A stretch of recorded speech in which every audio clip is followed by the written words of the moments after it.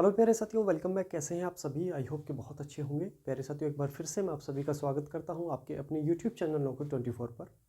साथियों, जैसा कि आप सभी को मालूम है कि हम पॉलिटी यानी कि भारतीय संविधान हम पढ़ रहे हैं और आज हमारी 14वीं क्लास इसमें रहेगी। 13 क्लासेस ऑलरेडी हो चुकी हैं। अगर आप पहले दिन यानी कि पहली क्लास है आज आपकी, तो मेरा आपसे यही कहना निवेदन है, रिक्वेस्ट है कि सबसे पहले पहली क्लास से स्टार्ट कीजिए, क्योंकि शुरू से पढ़ोगे तो आपको अच्छा समझ आएगा और एक एक पॉइंट आपका क्लियर होता चला जाएगा ना। तो नोट्स बनाने स्टार्ट कर लीजिए, कॉपी पेन से ले लीजिए। नोट्स चाहिए तो व्हाट्सएप ग्रुप है Nokku24, उसका लिंक मैं आपको इस वीडियो को डिस्क्रिप्शन में दूंगा। वहाँ से आपको डेली क्लास की पीडीएफ भी आपको प्रोवाइड होती है, ठीक है। तो चलिए कॉपी पेन से निकाल लीजिए जो भाई हमारे लिखते हैं। तो चलिए स्टार्ट करें आज की इस क्लास को। हम लास्ट क्लास में हम जो पढ़ रहे थे प्रस्तावना के बारे में जान रहे थे, है ना। तो प्रस्तावना को ही आगे बढ़ाते हैं और इस आज की क्लास में प्रस्तावना को हम पूरी तरह से पढ़ लेंगे अच्छे से, है ना। तो चलिए प्रस्तावना के बारे में जानने हैं, ठीक है। लास्ट की जो उसमें वीडियो हम जो क्लास थी हमारी, उसमें हम ये जान रहे थे कि जो प्रस्तावना में जो समाजवाद है, भारत की जो अर्थव्यवस्था है, मिश्रित अर्थव्यवस्था है ना, जो कैसी ये लोकतांत्रिक समाजवाद है भारत के अंदर, है ना, उसके बारे में हम चर्चा कर रहे थे। अब वहीं आगे अगर हम बढ़ते हैं उसी स्टेप में, तो अर्थव्यवस्था के आधार पर अगर हम राज्य का अगर स्वरूप देखते हैं, राज्य यानी कि देश, है ना। तो राज्य यानी कि देश, मैंने पिछली क्लास में बताया था कि राज्य किसे कहते हैं, है ना। ये हमारा जो देश है ये राज्य भी है एक, है ना। तो चलिए, तो इसके आधार पर हम देखते हैं। सबसे पहला समाजवादी अर्थव्यवस्था होती है, दूसरी होती है पूंजीवादी और तीसरी होती है मिश्रित अर्थव्यवस्था, है ना। तो चलिए समाजवादी कैसे होती है उसको जान लेते हैं। समाजवादी जो अर्थव्यवस्था होती है उसमें जो संसाधन होते हैं, उसमें जो अधिकार होता है केवल राज्य का होता है, यानी कि केवल देश का अधिकार होता है। समाजवादी अर्थव्यवस्था में केवल देश का यानी कि गवर्नमेंट का, सरकार का अधिकार उस पर होता है, ठीक है।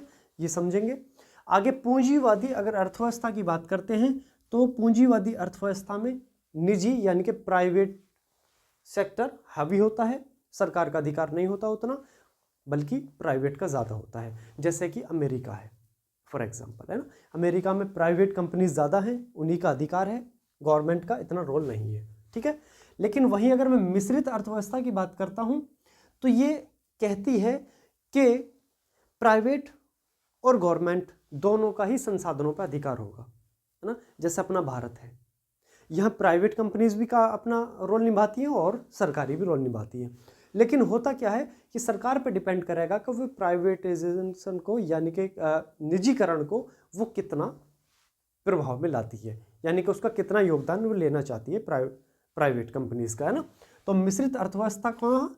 भारत फॉर एग्जाम्पल, है ना। भारत में मिश्रित अर्थव्यवस्था है, यहाँ पर संसाधन दोनों के पास होते हैं, राज्य सरकार भी यूज में लेती है ना, और निजी प्राइवेट भी। वहीं अगर निजी की मैं बात करता हूँ, इसके लिए अमेरिका उदाहरण है ना, नोट कर लेंगे, ठीक। आगे बढ़े, आगे बढ़ के अगला पॉइंट देखेंगे। भारतीय समाजवाद गांधीवादी व मार्क्सवादी है। जो भारतीय समाजवाद है वो गांधीवादी भी है और मार्क्सवादी भी है। वो कैसे है वो समझ लेते हैं। गांधीवादी की बात करता हूं तो आप सभी को मालूम है, जहां गांधी शब्द आ जाए यानी कि वो अच्छा ही अच्छा उसमें लिखा होगा, है ना। जैसे स्वतंत्रता की बात की गई होगी, समानता की बात की गई होगी, अहिंसा की बात की गई होगी, है ना। यानी कि जो सत्य है, जो सही है, उसी की बात की गई होगी गांधीवादी में। तो चलिए कौन कौन से पॉइंट है। सबसे पहले स्वतंत्रता की बात की गई है, अहिंसा की बात की गई है, संसाधनों का वितरण न्यायपूर्ण होना चाहिए, इसकी भी बात की गई है, और व्यक्तिवाद की भी बात की गई है गांधीवादी में, है ना। यानी कि स्वतंत्र होना चाहिए, फ्रीडम होना चाहिए, आज़ादी होनी चाहिए, सरकार अपने हिसाब से काम करे, प्राइवेट क्षेत्र अपने हिसाब से काम करे, जनता अपने हिसाब से काम करे, है ना।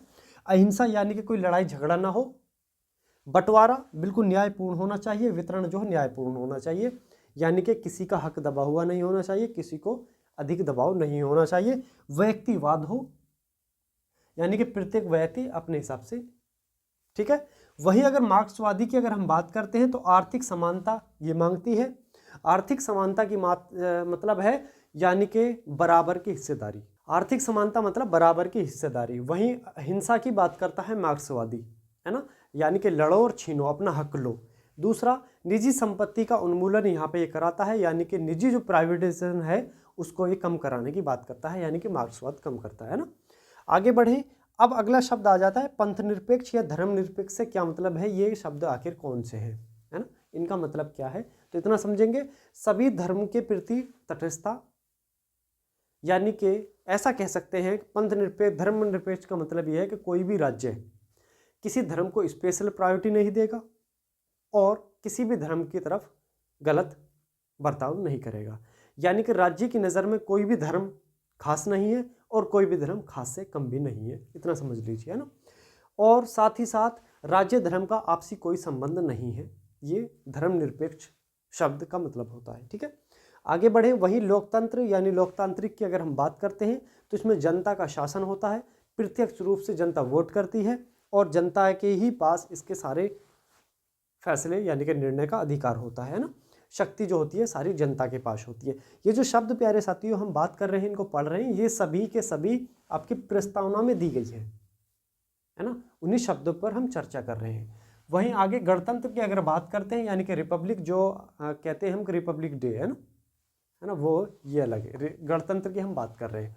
गणतंत्र के अगर यानी कि हम राष्ट्र अध्यक्ष के आधार पर अगर शासन प्रणाली की बात करते हैं, यानी गणतंत्र के बारे में जान लेते हैं। राष्ट्र अध्यक्ष के आधार पर अगर हम गणतंत्र की बात करते हैं, शासन प्रणाली की बात करते हैं, तो दो तरह से है, एक गणतंत्र व्यवस्था, दूसरा राजतंत्र व्यवस्था। गणतंत्र व्यवस्था, राजतंत्र व्यवस्था दोनों में राष्ट्र के अध्यक्ष होते हैं, है ना, लेकिन एक में प्रत्यक्ष रूप से वोट के आधार पर चुना जाएगा, दूसरे में वंशानुगत होगा, लेकिन राष्ट्र के अध्यक्ष दोनों होंगे। राष्ट्र के अध्यक्ष दोनों में पाए जाएंगे, एक प्रत्यक्ष रूप से उसका चुनाव होकर चुना जाएगा यानी कि निर्वाचित होगा, दूसरा वंशानुगत होगा, जैसा ब्रिटेन या जापान में होता है ना, और जैसे भारत और अमेरिका में होता है। भारत और अमेरिका यहाँ पर चुनाव होता है, चुनाव के आधार पर राष्ट्र का अध्यक्ष तय होता है ना, लेकिन यहाँ वंशानुगत होता है, मैं, मेरी औलाद, औलाद की औलाद, औलाद की औलाद, ऐसे बढ़ती चले जाते हैं, ठीक है, ये वंशानुगत होता है। आगे बढ़े, वहीं अब हम संविधान के उद्देश्य के बारे में बात कर रहे थे। संविधान के उद्देश्य में हमने कुछ शब्दों के बारे में पढ़ा था, जैसे न्याय है, स्वतंत्रता है, समानता है, बंधुता है ना, इन सभी के बारे में चर्चा कर लेते हैं। अगर हम न्याय की बात करते हैं, सबसे पहले न्याय शब्द क्या कहता है। न्याय शब्द तीन तरह से न्याय की बात करता है, सामाजिक, आर्थिक और राजनीतिक, है ना। सामाजिक, आर्थिक और राजनीतिक, ये तीनों शब्द की अगर मैं बात करता हूँ, न्याय की बात करता हूँ, तो USSR यानी कि रूस से लिया गया है। कहाँ से? रूस से ली गई है। कब? 1917, है ना, 1917 रूस से ली गई है। ये अच्छे से आप याद रखेंगे इस चीज़ को।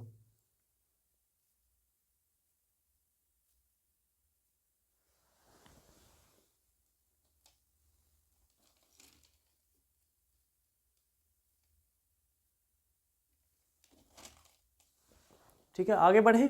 अब देखिए, अब जो सामाजिक न्याय, आर्थिक न्याय और राजनीतिक न्याय है, इसमें क्या बात की गई है कि विवरणात्मक न्याय होना चाहिए, यानी कि न्याय जो हो उचित हो, बिल्कुल न्याय उचित होना चाहिए, यानी कि सामाजिक न्याय भी होना चाहिए, यानी कि साथ भेदभाव नहीं होना चाहिए किसी के साथ।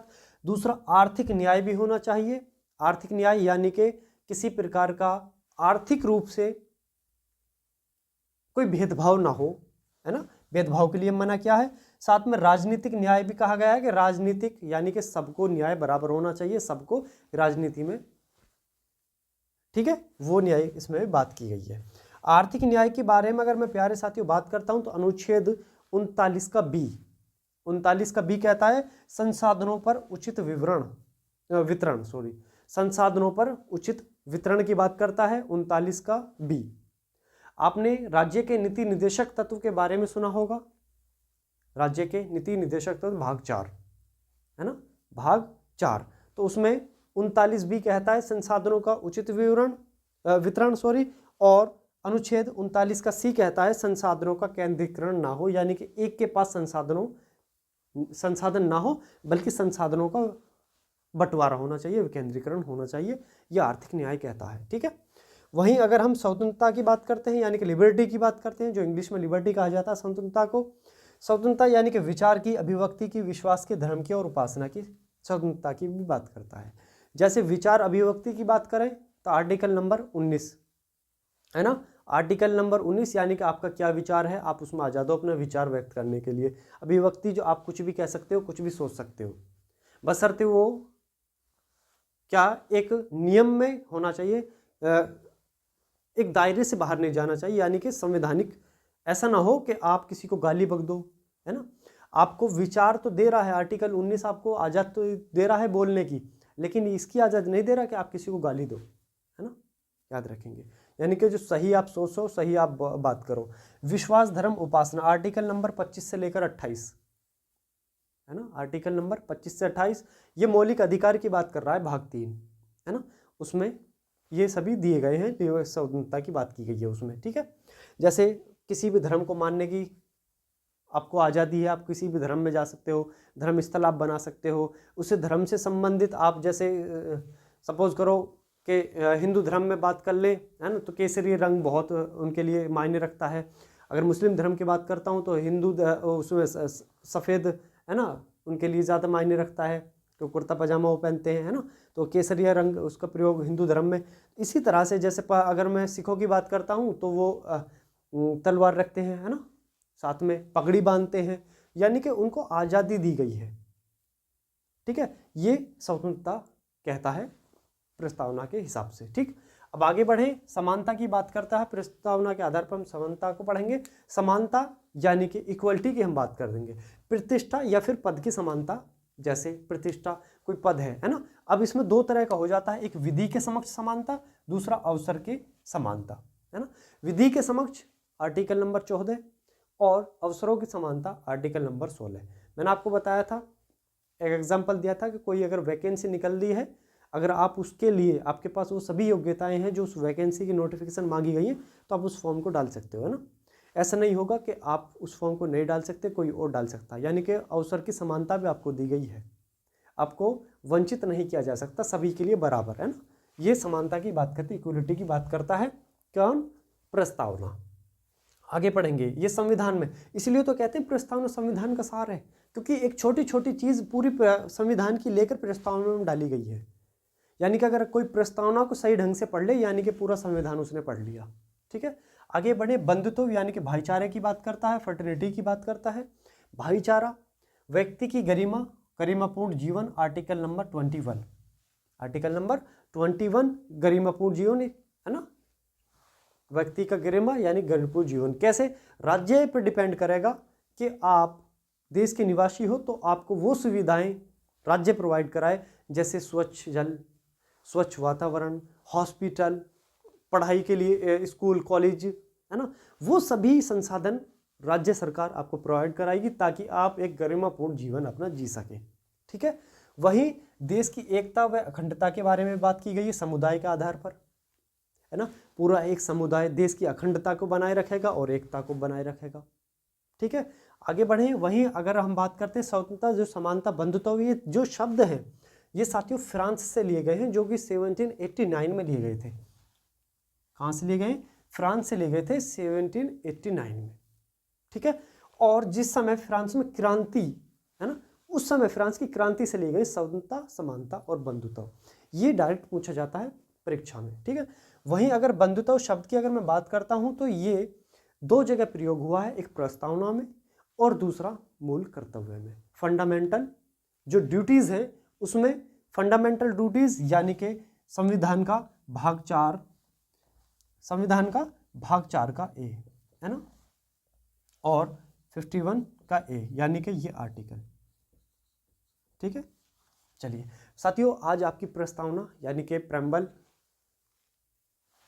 संपूर्ण तरीके से, यानी कि जितना भी हो सकता था और इससे बाहर लगभग उम्मीद करता हूँ कि शायद ना जाए कोई क्वेश्चन, है ना, तो ये कंप्लीट हो चुका है। अब आगे अगली कुछ और पढ़ेंगे नया। आज ये आपकी 14 क्लास हो चुकी है, 15वीं क्लास कल रहेगी, तो कुछ और नया लेकर आएंगे ना। और आई होप कि यहाँ तक समझ आ रहा होगा। मैं फिर कह रहा हूँ, कुछ प्रॉब्लम है, समझ नहीं आ रहा है, स्पीड हाई है, ये जो भी है कमेंट बॉक्स के माध्यम से आप मुझे बता सकते हैं। पढ़ाई करें, अच्छे से करें, और डॉक्टर 24 आपका चैनल है, सब्सक्राइब नहीं किया है तो जल्दी सब्सक्राइब कर लीजिए, है ना। वीडियो को शेयर ज़रूर करें दोस्तों के पास, है ना। कुछ चीज़ें ऐसी होती हैं जो कहना नहीं पड़ता, वो खुद ही कर लेते हैं ना। इतनी मेहनत आपके लिए कर रहा हूँ तो यार इतना तो आपके लिए बनता है ना, तो आपको भी इतना थोड़ा सा तो करना चाहिए कि खुद भी सब्सक्राइब करें, दोस्तों के पास भी भेज दें, उनसे भी करा दें, ठीक है। तो चलिए, आई होप कि आप सभी को समझ आ रहा होगा। अच्छे से पढ़ाई करें, बेस्ट ऑफ लक, बहुत बहुत आपको 2025 में सिलेक्शन ले ही लेना, है ना। तो चलिए, अपना ख्याल रखें, मिलेंगे अगली वीडियो में। जय हिंद, जय भारत।